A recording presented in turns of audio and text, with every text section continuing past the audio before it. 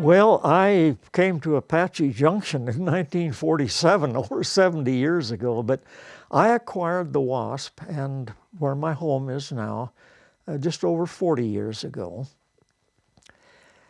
The Wasp, this is strange.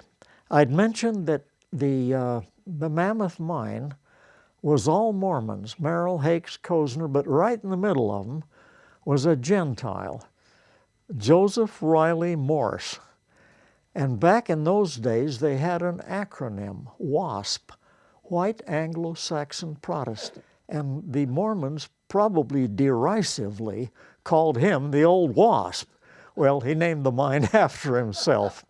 The Wasp ore chute wasn't discovered until 1929, and it was discovered 1,000 feet underground by an encroachment from the Mammoth Mine.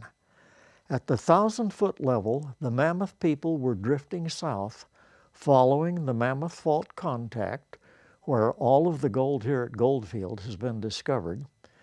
They reached their south boundary and found some very good assays. And they drifted, I think, 193 feet under the Wasp. And there was about 115 feet of that drift that averaged 0.6 of an ounce per ton. And in the center of it, there was about 15 feet that averaged almost 2 ounces. And at the end of that drift, at the face where they quit, 12 inches wide, it still averaged almost 3 ounces. So they encountered very good ore at the 1,000-foot level. Now, the Wasp ore chute was not discovered near the surface until I think it was 1986, when two prospectors or miners named Welker and Housley approached me about getting a lease on the Wasp north of the highway. There's a fellow over here at the Bluebird named John Wilburn. Wilburn had gone over on the Wasp north of the highway and noticed a blue copper carbonate bloom right in the bottom of the wash, which indicates copper mineralization. Darn his hide, he didn't come to me. He knew I owned the property. He went to Welker and Housley. They came, got a lease on it, went over with a backhoe, and 4 feet below the surface, they hit the apex of the Wasp ore chute. They mined it as an open pit down to about 50 feet, took out $620,000 in gold, which would be over $2 million today. Deep in the bowels of the earth, where it's under incredible pressure and temperature, gold and silver and precious metals will actually go into solution with water.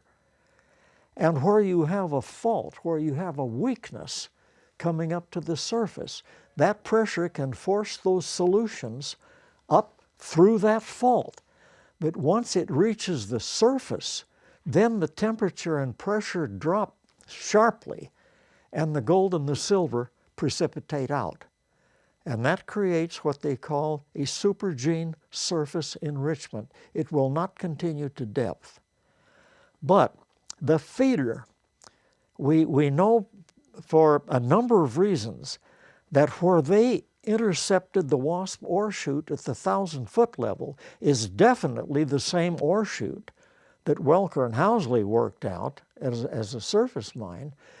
Now, you can also extrapolate this. It hadn't bottomed out, so if you add 10 or 20% to the bottom, and the end of that drift was still in pay ore, if you add another 10 or 20% to that, you could come up with $50 million, and those figures mean absolutely nothing.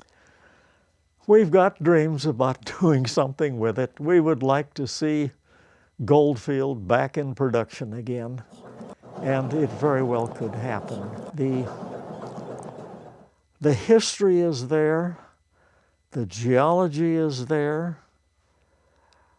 and the Wasp, since it is private land, You are not bothered with permits from the Forest Service and the BLM and all of the other paperwork with the federal government. Thank you for watching this episode of Mysteries of the Superstition Mountains.